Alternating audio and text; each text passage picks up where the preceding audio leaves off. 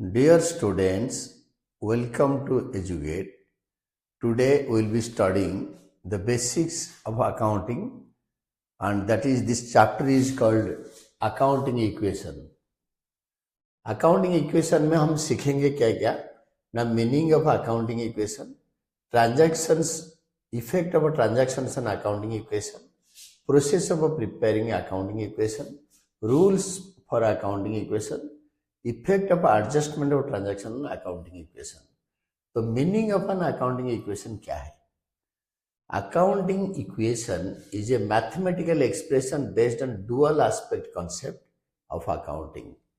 Dual aspect क्या होता है? एवरी डेबिट हैज ए और many corresponding equal amount of credit. तो and vice versa, every credit has equal amount of one or more debits. So debit is equal to credit. Accounting equation is based on the dual aspect concept of accounting. हम double entry book keeping पढ़ते हैं. इसका मतलब क्या होता है? Every debit और credit equal है. तो it means every transaction has two aspects. जो फाइनेंशियल ट्रांजैक्शन कंपनी में होता है, हमने सैलरी पे कर दिया, it has two aspects, one debit one credit, debit and credit. It holds that for every debit there is a credit of equal amount and vice versa. It means total claims those of outsiders and proprietors. Outsider का होता है liability, proprietor यानी मालिक का होता है capital. It will always be equal to the total assets of the firm. Total asset is equal to either outsider liability and capital or capital. तो capital तो पक्का होगा, बट हो सकता है liability हो. The claims also are known as equities are of two types. तो owners equity और under capital. मालिक का जो पैसा होता है उसको owners equity बोलते हैं और capital बोलते हैं. जो पब्लिक लिमिटेड कंपनी जिसको बोलते हैं शेयर होल्डर्स फंड्स. तो सेकंड होता है, ये फर्स्ट था, सेकंड होता है लायबिलिटीज और अमाउंट्स ड्यू टू आउटसाइडर्स, उसको बोलते हैं आउटसाइडर्स इक्विटी. ये होता है लायबिलिटी साइड. और बाकी एसेट साइड में खाली एसेट्स होता है. We can express it mathematically as a follows. Assets is equal to equities यानी टोटल क्लेम. ये जो टोटल क्लेम दो टाइप का होता है, मतलब ओनर एंड आउटसाइडर. तो एसेट और assets is equal to liabilities plus capital. ये टोटल होता है, ये बाहर वाले का और अंदर वाले का, ओनर का पैसा और लायबिलिटी. ओनर भी पैसे बिजनेस में लगा रखा है, तो ओनर ये इंटरनल लायबिलिटी बोला जाता है. ये ओनर को ये पैसे बिजनेस ओ करता है. और लायबिलिटीज इज इक्वल टू, इसको साइड चेंज कर दो, liabilities is equal to assets minus capital. LHS is equal to RHS. Liabilities is equal to assets minus capital. या capital is equal to, फिर assets को capital को left LHS में ले लो, RHS में liabilities ले आओ. तो capital is equal to assets minus liabilities. The above relationship is known as accounting. The above relationship is known as accounting equation or the balance sheet equation. Accounting equation का दूसरा नाम होता है balance sheet equation. ये 1 marker question आ सकता है. Accounting equation का अदर नेम क्या है ना? Balance sheet equation. And accounting equation is always holds true with every change that occurs due to a transaction entered into, because it is based on the dual aspect concept of accounting. Every transaction, जैसे आपने goods बेचा तो cash बाहर आया होगा business में, या उधारी डेटर बढ़ा होगा एसेट में, और स्टॉक गया होगा और उसमें कुछ प्रॉफिट हुआ होगा. एवरी ट्रांजैक्शन के साथ कुछ ना कुछ चेंज होता है, but it will equate, always equal कर देगा जो अकाउंटिंग ट्रांजैक्शन को. तो second one is effect of transaction on accounting equation is second one. तो अकाउंटिंग इक्वेशन का इफेक्ट क्या होता है?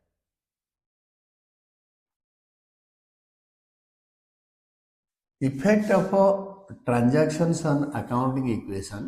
So a transaction may affect either both sides of the equation by the same amount or one side of the equation only. तो ये जो आपके जो अकाउंटिंग इक्वेशन होता है, हर ट्रांजैक्शन दोनों साइड को इफेक्ट करता है और एक ही साइड में होता है, बाय बोथ इंक्रीजिंग और decreasing it y equal amounts. तो आइदर दोनों साइड बढ़ता है इक्वल अमाउंट में, या दोनों साइड घटता है, और एक ही साइड में एक आइटम घटता है दूसरा बढ़ता है, लायबिलिटी या एसेट में। Transactions from the accounting equation viewpoint can be divided into two categories. One, transaction affecting two items. Two, transactions affecting more than two items. Let us discuss them in detail. एक एक करके देखते हैं। Transactions affecting two items और more than two item वाला देखते हैं। तो as the title suggests, these are those transactions that affect two items of the accounting of the equation और बैलेंस शीट। बैलेंस शीट का दोनों आइटम को affect करता है। एसेट में सारे आइटम्स होता है, लायबिलिटी में सारे आइटम्स होता है। Transactions affecting opposite sides are, opposite sides मतलब एक साइड में एसेट में बढ़ेगा, लायबिलिटी भी बढ़ेगा, कैपिटल बढ़ेगा, एसेट बढ़ेगा, इस टाइप का। तो बीच में ये है इक्वल। तो एक एक करके हम इसको डिस्कस करते हैं। इसका थ्योरी भी बहुत इंपॉर्टेंट है। अगर आप थ्योरी समझ जाओगे तो सारे समझ सकते हो, तो सारे प्रैक्टिकल्स भी कर सकते हो। फर्स्ट होता है increase in asset, increase in liability. Asset भी बढ़ेगा, लायबिलिटी बढ़ेगा। Transaction such as credit purchase increases asset और stock and also increase liability और क्रेडिटर। हम उधार में खरीदेंगे तो हमारा स्टॉक बढ़ेगा, क्योंकि हम बेचने के लिए बिजनेस में स्टॉक चाहिए। स्टॉक एसेट में होता है। जैसे ये आपके बैलेंस शीट में ये होता है assets is equal to capital plus liability. तो एसेट में स्टॉक बढ़ेगा, लायबिलिटी उधारी बढ़ जाएगा। और similarly loan from bank increases asset, cash या बैंक, हमने बैंक से लोन लिया, बैंक वाले कैश दे देगा या बैंक में हमारा पैसे डाल देंगे हमारा करेंट अकाउंट में। And also increases liability, bank loan liability होता है और एसेट में कैश बैंक बढ़ता है, दोनों साइड बढ़ता है। और दूसरा होता है, ये होता है increase in asset and increase in liability. दूसरा होता है increase in liability and decrease in asset. Decrease in liability, decrease in asset, दोनों साइड घटता है। Transactions of payment to a creditor decreases liability creditor and also reduces asset cash और bank. हमने हमारा creditor जिससे हमने गुड्स उधार पे खरीदा है, ही इज आवर क्रेडिटर, उसको पैसे दे रहे हैं। पैसे मतलब चेक दे रहे हैं या कैश दे रहे हैं। तो चेक और कैश से एसेट घट जाएगा और लायबिलिटी भी घट जाएगा, क्रेडिटर से घट जाएगा। कैपिटल में कोई इफेक्ट नहीं पड़ेगा। देन थर्ड होता है increase in asset, increase in owners capital. Asset बढ़ेगा, ओनर्स कैपिटल बढ़ेगा, यानी एसेट भी बढ़ेगा, ओनर्स कैपिटल बढ़ेगा। तो ये क्या होता है, introduction of a capital by the proprietor increases asset, cash और bank and also liability, owner's capital. Owner's capital, owner जो पैसे लगाता है, बिजनेस का मालिक, हम पढ़ते हैं ना separate entity concept, owner is separate from the business. तो ओनर का जो इक्विटी होता है वो बिजनेस का लायबिलिटी होता है ओनर की तरफ से। अगर उसने पैसे डाल दिए, ओनर ने लगा दिया पैसे, तो आपके पैसे एसेट होता है, कैश बैंक, ये एसेट बढ़ेगा और आपके कैपिटल भी बढ़ेगा। और बिजनेस में बीच में भी पैसा लगाया, फर्दर कैपिटल इंट्रोड्यूस्ड, तो दोनों बढ़ेंगे, एसेट और ओनर्स कैपिटल। और decrease in owners capital, decrease in asset, decrease in owners capital, decrease in asset.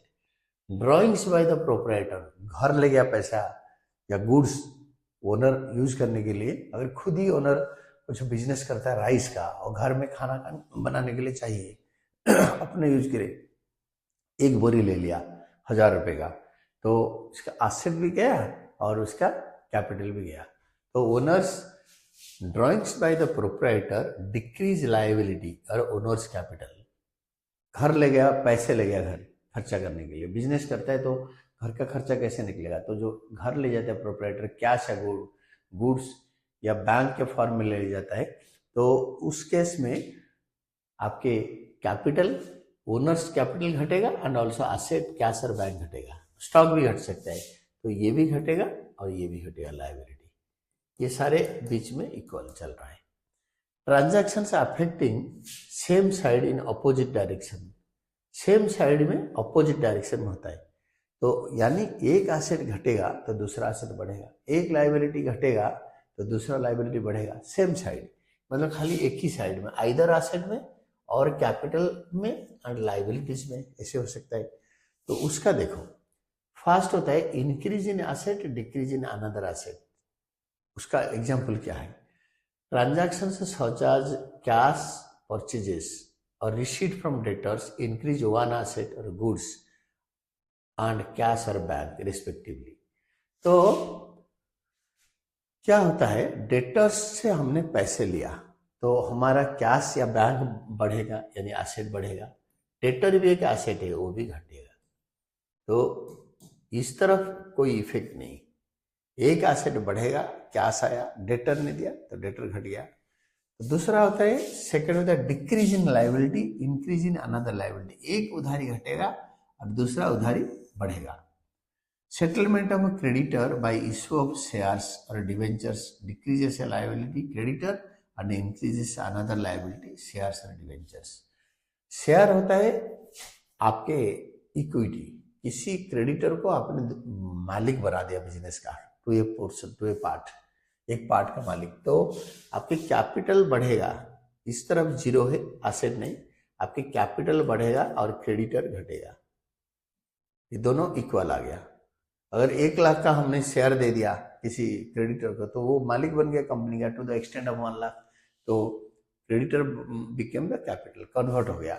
या ऐसे हो सकता है कि डिवेंचर, डिवेंचर होता है लोन बॉन्ड, कंपनी डिवेंचर देके बैंक से, पब्लिक से पैसे लेता है, हम क्रेडिटर को डिवेंचर दे दी, या इक्विटी शेयर होल्डर ने डिवेंचर लेके लोन बॉन्ड में कन्वर्ट हो गए। तो यूजुअली क्या होता है, हम क्रेडिटर को डिवेंचर से इशू कर देते हैं। तो डिवेंचर होता है लॉन्ग टर्म लोन, तो लॉन्ग टर्म लोन बढ़ेगा और क्रेडिटर घटेगा, तो यहाँ पे जीरो आएगा। Then transaction affecting more than 2 items, जो ट्रांजैक्शन मोर देन 2 आइटम्स को अफेक्ट करता है वो क्या होता है?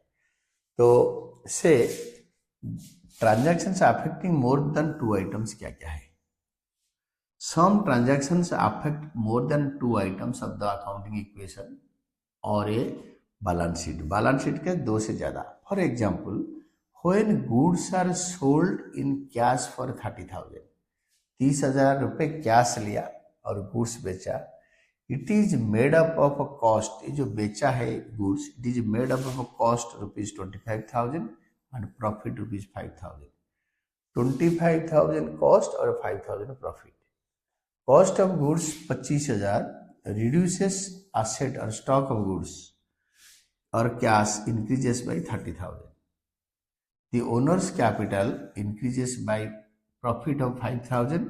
It should be noted that profit increases the owner's capital and loss decreases it. मैं आपको बताता हूँ, आपने 30,000 का गुड्स, इसका मतलब देखो मोर देन 2 आइटम्स, कैसे ना, आपके गुड्स बेच दी, 30,000 रुपये कैश लिया, तो आपके इक्वेशन होता है asset is equal to capital plus liability.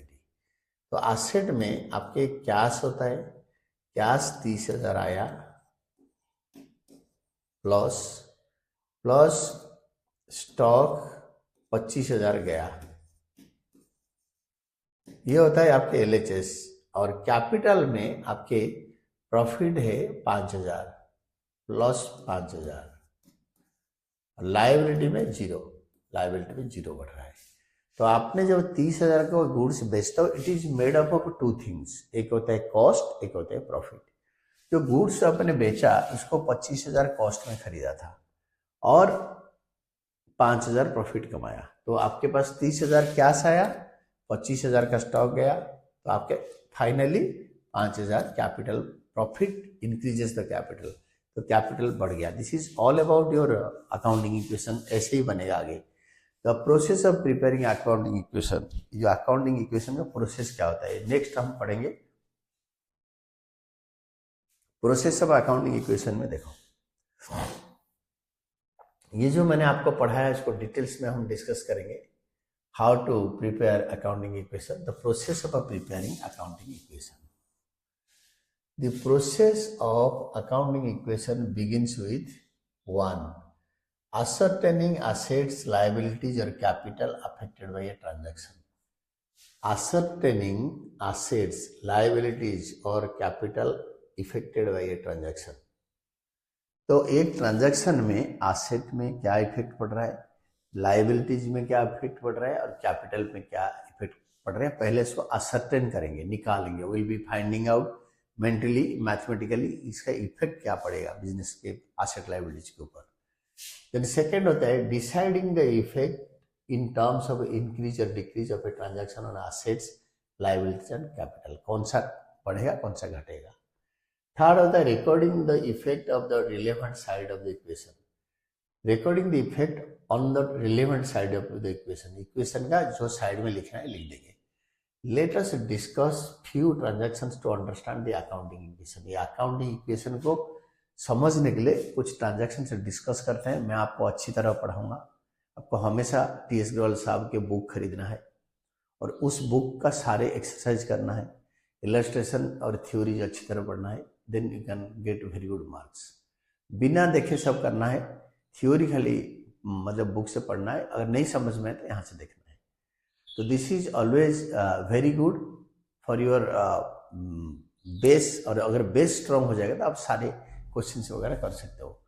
Suppose Rakesh starts business and follows successive transactions are entered into. तो राकेश ने बिजनेस स्टार्ट किया और इसके आगे ये ट्रांजैक्शन करता गया. ये एक बड़ा क्वेश्चन है. इसके अंदर कई ट्रांजैक्शन होता है. मैं सारे समझाने के बाद आपको इसका बैलेंस शीट भी बनाऊंगा. फर्स्ट ट्रांजैक्शन होता है Rakesh commences his business with 20,000 as capital. इसका इफेक्ट क्या होगा. It means that the firm has assets totalling 20,000 as cash. वो बताया नहीं कि चेक में लेकर आ रहा है या गुड्स में भी बिजनेस ला सकता है, एसेट के फॉर्म में भी कैपिटल ला सकता है. तो बताया नहीं तो कैश बढ़ेगा. And claims against the firm also 20,000 as capital. Owners equity भी बढ़ेगा. ओनर का बिजनेस के एगेंस्ट में क्लेम. तो इसका अकाउंटिंग इक्वेशन में इफेक्ट क्या होगा. This equation stands as follows. Cash पहले तो लिखोगे सीरियल नंबर में 1 में. तो this is first transaction. Capital introduced 20,000 cash बढ़ेगा एसेट साइड में इज इक्वल टू लाइबिलिटीज में कुछ नहीं बढ़ा. Capital owners equity plus 20,000. देखो asset is equal to liability plus capital. 20,000 is equal to 20,000. यहाँ पे प्रिसाइज करके शॉर्ट में लिखना है ये पूरे ट्रांजैक्शन को. कैपिटल इंट्रोड्यूस्ड और ऊपर लिख दोगे accounting equation of mister Rakesh for a particular period. महीने के लिए होता है, दिन के लिए होता है, साल के लिए होता है. वो डिपेंड करता है कितने दिन के लिए बन रहा है और कितने बड़ा बिजनेस है. तो फिर ये जो ट्रांजैक्शन आया इसके साथ दूसरा ट्रांजैक्शन जोड़ेंगे. एक एक करके ट्रांजैक्शन होता जाएगा. तो जब नेक्स्ट ट्रांजैक्शन होगा पहले परचेज्ड फर्नीचर 500 इन कैश. तो इसका इफेक्ट होगा. It means cash in hand is reduced by 500. जो कैश 500 रुपये कम हो जाएगा. ये ट्रांजैक्शन चल रहा है ओल्ड बैलेंस. ये ओल्ड ट्रांजैक्शन कैपिटल इंट्रोड्यूस्ड. और यही कैपिटल इंट्रोड्यूस्ड को इधर लिख देना बेटर रहेगा. और फर्नीचर खरीदा 500 का. तो फर्नीचर एसेट है तो फर्नीचर लिखो प्लस फर्नीचर और प्लस 500. ये होता है एक एसेट घटा दूसरा बढ़ गया. इसका कैपिटल में कोई इफेक्ट नहीं है. हमने उधार पे नहीं लिया और मालिक का कोई लॉस और या प्रॉफिट नहीं हो रहा. कल को ये फर्नीचर बेच के 500 रुपये निकाल लेगा. तो 0 इज इक्वल टू 0. हर पहला ट्रांजैक्शन के बाद दूसरा जब आ गया तो 2 हो गया. इसके बाद न्यू इक्वेशन, इसको न्यू इक्वेशन या न्यू बैलेंस बोलते हैं. तो इससे माइनस करो 19,500 प्लस 500 इज इक्वल टू 20,000. ये 2 ट्रांजैक्शन हो गया. तीसरा it may be noted that total assets remains equal to liabilities plus capital. Total asset जो है 20,000 is equal to liability plus capital. वो भी 20,000 हमेशा बनेगा. Every time dual aspect concept के हिसाब से हर ट्रांजैक्शन इक्वली अफेक्ट करेगा दिस अकाउंटिंग इक्वेशन को. Asset is equal to liabilities plus capital. Then third transaction purchase goods in cash. 1,000 रुपये का गुड्स खरीदा. 1,000 रुपये का गुड्स खरीदा तो आपके यही जो न्यू बैलेंस को यहाँ पे ओल्ड बैलेंस करके लेते हैं. अगर हम अकाउंटिंग इक्वेशन करेंगे हमेशा न्यू बैलेंस आएगा, इस ट्रांजैक्शन को ऊपर जोड़ देंगे, तो ये लाइन सेम आ गया। Then purchased goods ₹1000 in cash, effect होगा, it means cash in hand is reduced by 1000, cash in hand में 1000 रुपये चला गया। न्यू ट्रांजैक्शन ना लिख के लिखेंगे परचेज्ड गुड्स इन कैश, तो गुड्स आया मतलब स्टॉक बढ़ गया, स्टॉक प्लस 1000 बढ़ गया, इसकी कैश गया स्टॉक आया, कैश गया स्टॉक आया, cash decrease stock increase is equal हो गया, और यहाँ पे एसेट लायबिलिटी में कोई इफेक्ट नहीं पड़ेगा। तो यानी 1000 रुपये बढ़ा 1000 रुपये घटा, फिर ऐड कर दो, तो another asset stock has come into existence, नया आ गया stock. However total asset remains unchanged, देखो टोटल कर दो 18,500 plus 500 19,000 plus 1000 20,000 is equal to 20,000 capital of liabilities. Then fourth one, इसी को आगे ले लेके चलते हैं, फिर will see how this is affecting the fourth one fifth one, हर ट्रांजैक्शन को कैसे अफेक्ट कर रहा है। तो इसमें आप देखो ये जो न्यू बैलेंस को यहाँ उतार देंगे, ये सेम चल रहा है एक ही पेज पे। Then fourth one purchased goods for 2000 and credit, उधार पे खरीदा, इसको लिख देंगे परचेज्ड गुड्स ऑन क्रेडिट या न्यू ट्रांजैक्शन, इस चीज को। Then it means that stock has increase by 2000, तो स्टॉक 2000 बढ़ गया plus 2000, increase the total assets to 22, पहले 20 था अभी 22 हो गया। A liability of 2000 to the supplier of goods creditor has arisen and the equation will be as follows। यहाँ पे liability के अंदर creditor लिखोगे, अब भी लिखोगे creditors, 2000 creditor बढ़ा प्लस 2000, देखो asset is equal to liability, दोनों तरफ बढ़ रहा है। आपने स्टॉक खरीदा फ्रॉम ए क्रेडिटर, क्रेडिटर से खरीदा, तो ये भी स्टॉक भी बढ़ेगा क्रेडिटर भी बढ़ेगा, फिर इसको टोटल कर दो, and the new equation will be as follows, new equation new balance 18,500 500 and 1000 plus 2000 3000 creditor 2000 equal to 20,000। अभी देखो इसका टोटलिंग हो गया 19 plus 3 22, इसका टोटलिंग हो गया 20 plus 2 22, तो दोनों साइड हमेशा इक्वल चलेगा। Next one is 5 sold goods costing 2500 and credit for 4000, sold goods costing 2500 on credit for 4000, goods को उधार में बेचा 2500 का 4000 में, तो 1500 रुपये प्रॉफिट हो गया इसमें। इसका इफेक्ट क्या होगा अकाउंटिंग ट्रांजैक्शन में, हम यही ट्रांजैक्शन को यहाँ उतार देंगे, फिर इसी के साथ साथ चलेंगे by taking this fifth transaction onwards. It means A debtor has come into existence for 4000, उधारी बढ़ गया, तो डेटर में 4000 ऐड करोगे प्लस 4000, ये न्यू एसेट बढ़ गया। Stock is reduced by 2500 being cost of goods sold, जो गुड्स हम डेटर को बेच रहे हैं उसको हमने खरीदा था या बनाया था, यहाँ पे तो खरीदा था 2500 में, तो दैट इज द कॉस्ट। तो कॉस्ट को हम क्या करेंगे ना माइनस कर देंगे, कॉस्ट इज 2500, कॉस्ट से माइनस होगा, देखो न्यू ट्रांजैक्शन में कॉस्ट से माइनस होगा 2500।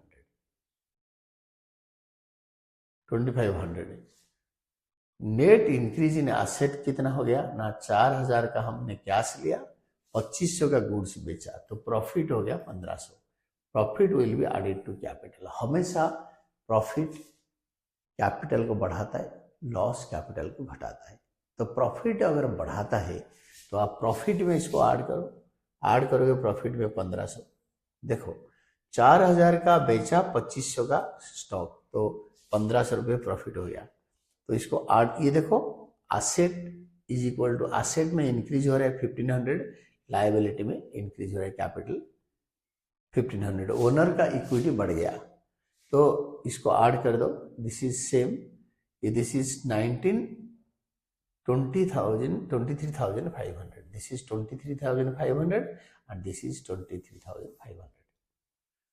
तो नेक्स्ट वन इज सिक्स्थ, इसी को लेके चलेंगे सिक्स्थ में, paid ₹1000 for the rent and 500 for salaries, ये खर्चा है, हमने किराया पे कर रहे हैं,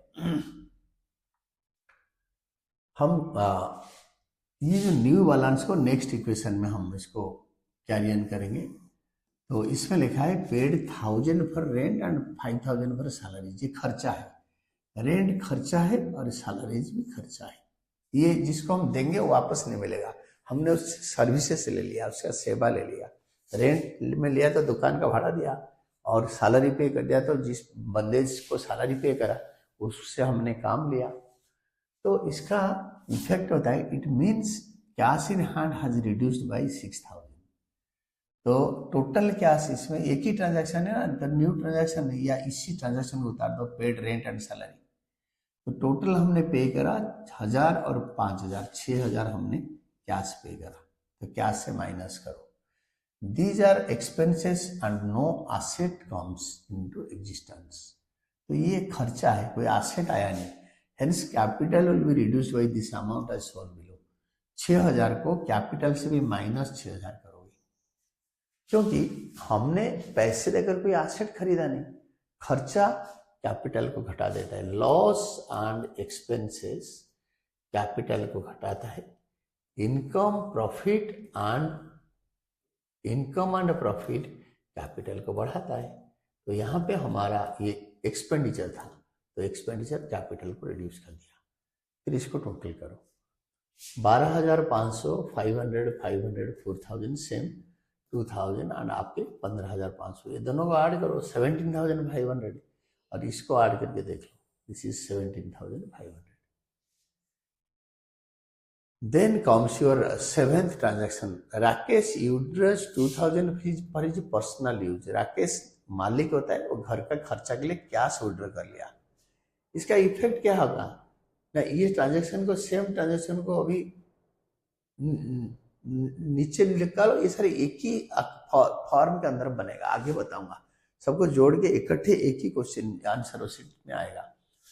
cash in hand is reduced by 2000। घर ले गया पैसा, तो कैश से माइनस 2000 करो, पैसा गया। And capital will reduce by the same amount. Owner ले गया तो minus 2000। The accounting equation will be as follows. दोनों तरफ चला गया, कैश गया, ओनर का कैपिटल गया। ड्राइंग्स दोनों कैश कैपिटल को लेस कर देता है। अगर चेक विड्रॉ करेगा तो बैंक कैपिटल, इसमें तो बैंक है नहीं। अगर घर स्टॉक ले जाएगा घर 100 रुपये, तो 100 इधर माइनस करोगे, 100 इधर माइनस करोगे। देन न्यू बैलेंस, इसको ऐड करके न्यू बैलेंस निकालो। दिस इज 15500, ये भी 15500। तो इससे बैलेंस शीट बनेगा। इसी जो बैलेंस को लेकर बैलेंस शीट बनेगा, वो बैलेंस शीट में समझाऊंगा। फर्स्ट टाइम एक बैलेंस शीट हम करेंगे, इसको आगे वाले चैप्टर में डिटेल में डिस्कशन किया हुआ है, बट फिलहाल मैं आपको ये सारे डिस्कशन कर दूंगा। देखो, तो ये जो बैलेंस शीट में होता क्या है ना, बैलेंस शीट में it will be observed that from the above that total asset will be always equal to the total of liabilities and capital. total asset और total liability हमेशा इक्वल होता है। The last equation stated above can be also presented in the form of a statement. statement form में ये आ सकता है, balance sheet as given below। तो balance sheet एक पर्टिकुलर डेट में एक स्टेटमेंट में बनेगा, ये आगे एक्सटेंसिवली बनेगा, बट फिलहाल आप सीख सकते हो। बैलेंस शीट में लिखेंगे बैलेंस शीट ऑफ राकेश आज 8, एक डेट। बच्चे आज ऑन लिख देते हैं, बट नहीं, आज 8 on a particular date. Balance sheet आज 8, यहाँ पे डेट लिखेंगे। तो असेट्स और रुपीज, लाइबिलिटीज और रुपीज। असेट में आएगा कैश।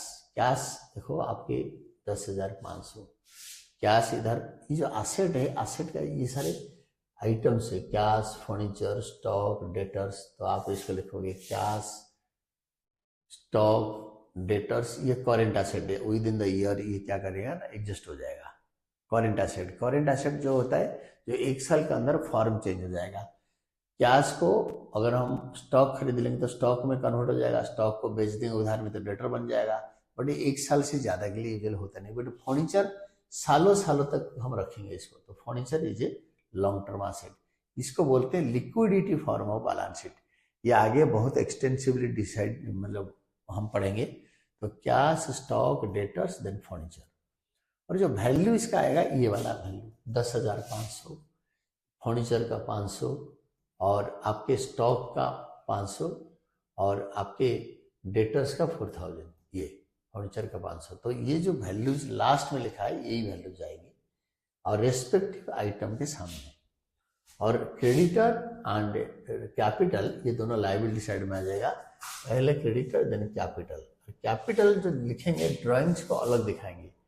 राकेश का 15,500 था कैपिटल, उसका ड्राइंग्स एडजस्टमेंट फॉर्म में यहाँ पे दिखाएंगे और टोटल 13,500 और दोनों साइड देखो 15,500। Assets is equal to capital plus liabilities, ये होता है।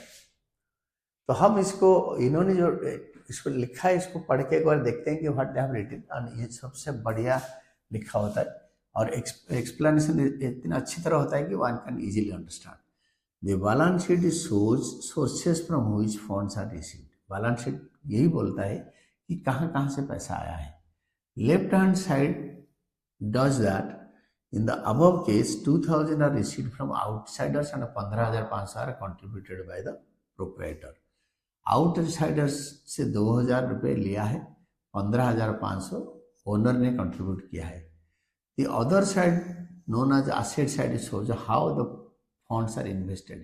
पैसे कहाँ कहाँ लगाया। A conclusion apparent from the transactions given above is that every transaction has two-sided effect, दो साइड में। This dual aspect concept will always hold good. हमेशा left right LHS is equal RHS हमेशा होल्ड्स गुड, हमेशा ठीक रहता है। ए reduction और increase in asset will have a corresponding effect on liabilities or capital. This is because of the rule that every receiver is a giver and every giver is a receiver. जो receive कर रहा है वो कुछ दे रहा है, जो दे रहा है वो कुछ रिसीव कर रहा है, यानी वाइस वर्सा। तो देन हम ये जो सारे ट्रांजैक्शन को जोड़ के एक इक्वेशन बना सकते हैं। This is you can discuss in this illustration 1। यहीं से हम इसको डिस्कस कर सकते हैं इक्वेशन 1 में। देखो मैं आपको दो तरीके का बनता है, एक डिटेल्ड आइटम के साथ बनता है, जैसे आपके अकाउंटिंग इक्वेशन में क्या होता है, डिटेल्ड आइटम्स मतलब आप एसेट में हर चीज दिखा सकते हो, कैश बैंक स्टॉक डेटर्स ऐसे, या एक ही एसेट दिखा सकते हो, और एक लायबिलिटी और एक कैपिटल। ये दोनों तो एक ही होता है, कैपिटल एक ही होता है, लायबिलिटी में दो तीन होता है, creditor, outstanding expenses, bank loan, this type. But आप इसको ऐसे एक ही एसेट फॉर्म में दिखा सकते हैं। तो show the accounting equation on the basis of following transactions. इसका हेडलाइन लिख देना अकाउंटिंग इक्वेशन।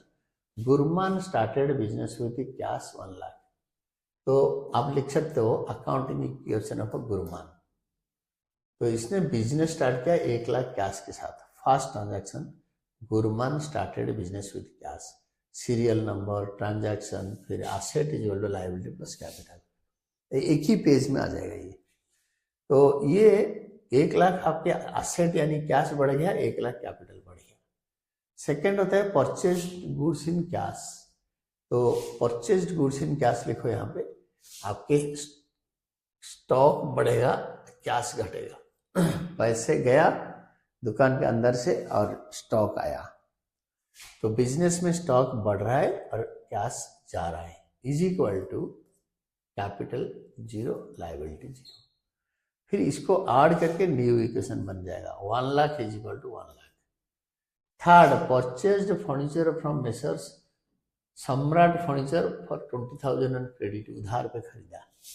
तो थर्ड में purchase furniture from messrs Samrat furnitures. तो MS को मेसर्स बोलते हैं।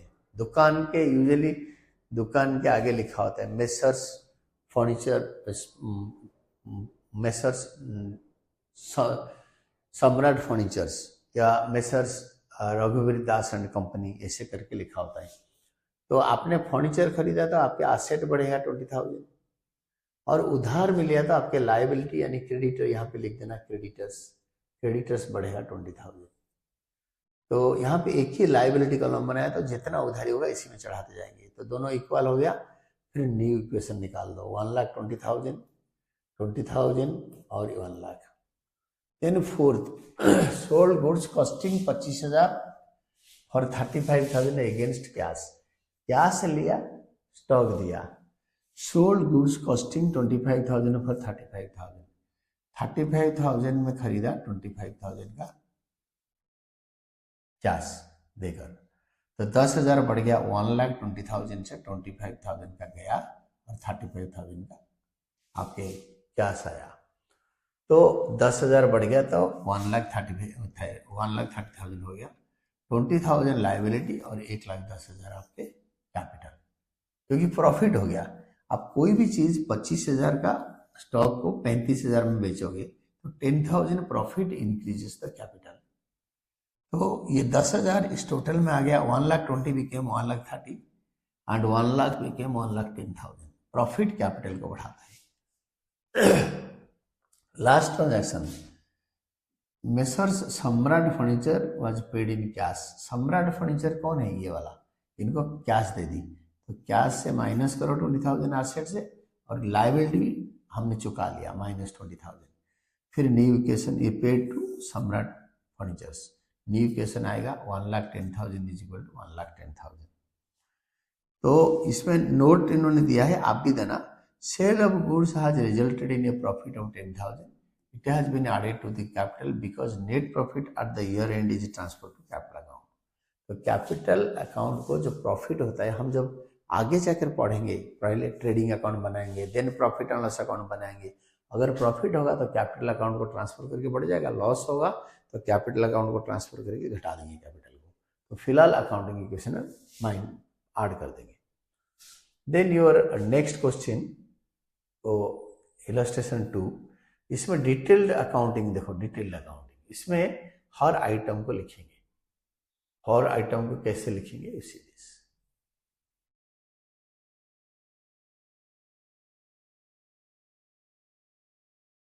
इसमें हर एसेट को एक एक करके लिखेंगे। Prepare accounting equation on the basis of the following. Accounting equation of dash, नाम नहीं है बंदे का। स्टार्टेड बिजनेस विथ कैश 70,000, तो सीरियल नंबर, ट्रांजैक्शन, फिर यहाँ पे सारे एसेट डिटेल करके लिखेंगे, जगह छोड़ देंगे, क्रेडिटर्स और कैपिटल लास्ट में लिख देंगे। तो started business with cash, amount लिखोगे नहीं लिखोगे चलेगा 70,000, कैश बढ़ेगा और क्रेडिटर बढ़ेगा। Second one is credit purchase of goods 18,000, उधार में खरीदा। 2 के बाद न्यू इक्वेशन आएगा, 1 के बाद 1 को किसी के साथ ऐड करोगे। अगर 2 ट्रांजैक्शन हो गया तो third transaction will emerge, that is 70। Credit purchase of goods 18,000, तो स्टॉक बढ़ेगा और उधारी बढ़ेगा, दोनों बढ़ेगा। तो 70 new equation is equal to 70,000 plus 18,000 plus 0 is equal to 18,000 plus 70,000। Add कर लो, न्यू इक्वेशन आ गया। आपने उधार में खरीदा तो स्टॉक बढ़ा, क्रेडिटर बढ़ा। देन थर्ड होता है payment to creditors. Payment to creditors in full settlement of 17,500, तो 17,000 payment to creditors in full settlement, 17,500 आपने कैश से माइनस करना है। और फुल सेटलमेंट मतलब क्रेडिटर को पूरा चुका दिया, उसको बोला भाई 18,000 पूरा पे हो गया, अब 17,500 पकड़ो और जाओ। क्योंकि आप उनसे गुड्स लेते रहते हो, तो उनको अगर डिस्काउंट मांगा 500 रुपये तो उन्होंने दे दिया। डिस्काउंट अगर हम किसी से लेते हैं, वी आर द बिजनेसमैन, हमारा ये ट्रांजैक्शन है।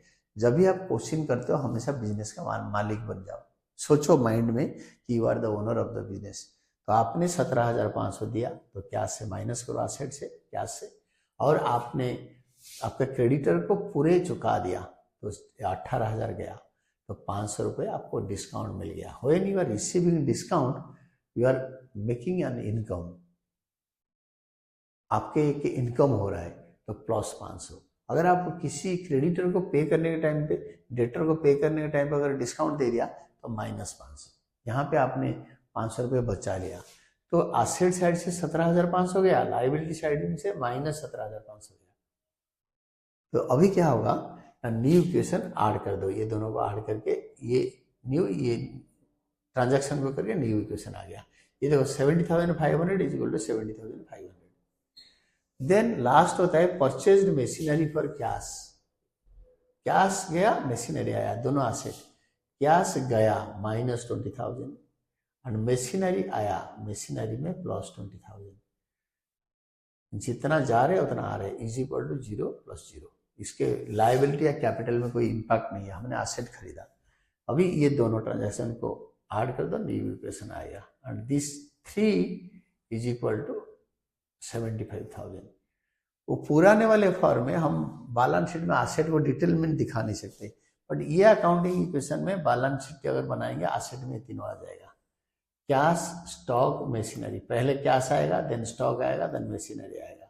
लायबिलिटी साइड में क्रेडिटर पहले आएगा, देन कैपिटल आएगा, no drawings. So this is how we prepare accounting equation. So these are all basics for preparing accounting equation. Next time में हम next question करेंगे, and today this is all about your basics of accounting equation. ये accounting equation बनाने के लिए क्या basic चीजें हम follow करते हैं। And thank you, Team Educate.